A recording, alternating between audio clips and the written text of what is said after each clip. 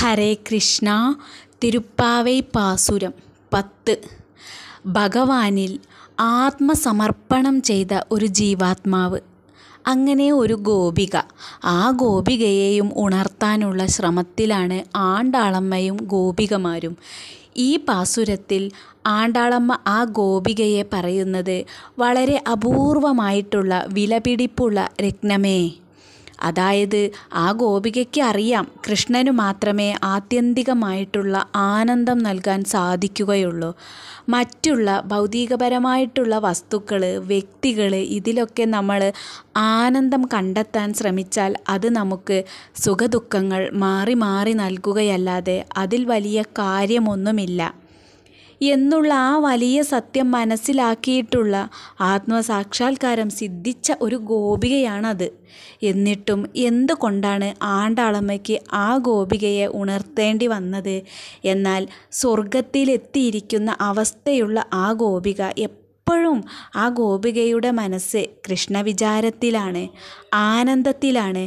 എന്നാൽ ഭക്തിയുണ്ട്, ഭഗവാന് സമ്പൂർണ്ണ സമർപ്പണം ചെയ്തിട്ടുമുണ്ട് എന്നതുകൊണ്ട് മാത്രം നമുക്ക് ഭഗവാനിലേക്ക് എത്താനും മോക്ഷം സിദ്ധിക്കാനും സാധിക്കുകയില്ല. എപ്പോഴും നാമം ജപിക്കണം, വ്രതാനുഷ്ഠാനങ്ങളൊക്കെ മുടങ്ങാതെ എടുക്കണം. ജ്ഞാനയോഗം കൊണ്ട് മാത്രം കാര്യമില്ല, ഭഗവാനോടുള്ള ഭക്തിയോഗം കൂടെ സിദ്ധിക്കണം. വിളിച്ചിട്ടും ഉണരാത്ത ഗോപികയോട് ആണ്ടാളമ്മ ചോദിക്കുന്നുണ്ട്, നിനക്ക് കുംഭകർണൻ്റെ രോഗം ബാധിച്ചോ? ഉറക്കം. നീ കുംഭകർണനേക്കാളും കഷ്ടമായി മാറിയല്ലോ. കുംഭകർണൻ പോലും 6 മാസം ഉണർന്നിരിക്കാറുണ്ട്. ഭഗവാന്റെ കൈകൊണ്ട് മരണപ്പെട്ട രാക്ഷസനെയും തന്നെയും തമ്മിൽ ആണ്ടാളമ്മ താരതമ്യം ചെയ്തപ്പോൾ നമ്മുടെ ഗോപികയ്ക്ക് ഒരു ഉൾവിളി ഉണ്ടായി. എന്നെ ആ രാക്ഷസനുമായിട്ടാണോ താരതമ്യം ചെയ്യേണ്ടത്? പെട്ടെന്നാണ് കട്ടിലിൽ നിന്ന് പിടഞ്ഞെഴുന്നേറ്റ് അങ്ങനെ ചാടി ഓടി എണീറ്റ് വരുന്ന ആ ഗോപികയോട് ആണ്ടാളമ്മ പറയുന്നുണ്ട്, നീ ഇങ്ങനെ താരയെപ്പോലെ ആകാതെ നീ ആഭരണങ്ങളും വസ്ത്രങ്ങളുമൊക്കെ ശരിയായി ധരിച്ചുകൊണ്ട് അതിസുന്ദരിയായിട്ട് നീ ഞങ്ങളോടൊപ്പം കൂടൂ. പുണ്യവും പാപവും ഇല്ലാതിരിക്കാൻ ഒരേ ഒരു വഴിയേ ഉള്ളൂ. അതിന് ആണ്ടാളമ്മ പറയുന്നത് ആ തുളസിമാല ധരിച്ചിരിക്കുന്ന നമ്മുടെ വൈകുണ്ഠവാസനായിട്ടുള്ള ആ ഭഗവാനെ സേവിക്കുക. എന്ത് കർമ്മം ചെയ്യുമ്പോഴും അത് ഞാനല്ല ചെയ്യുന്നത്, എൻ്റെ എന്നുള്ള സ്വാർത്ഥ ചിന്ത അവിടെ പാടെ ഒഴിവാക്കുക. ഇത് ഞാൻ ഭഗവാന് വേണ്ടി ചെയ്യുന്നു, ഇത് ഭഗവാന് വേണ്ടി സമർപ്പിച്ച് ചെയ്യുന്നു.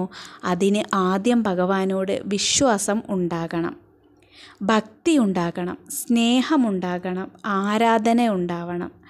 അപ്പോൾ ഈ ഭക്തിയോഗം നമ്മളിൽ സിദ്ധിക്കുമ്പോൾ മാത്രമേ നമുക്ക് ആത്യന്തികമായിട്ടുള്ള മോക്ഷം ലഭിക്കുകയുള്ളൂ എന്നാണ് ആണ്ടാളമ്മ പറയുന്നത്.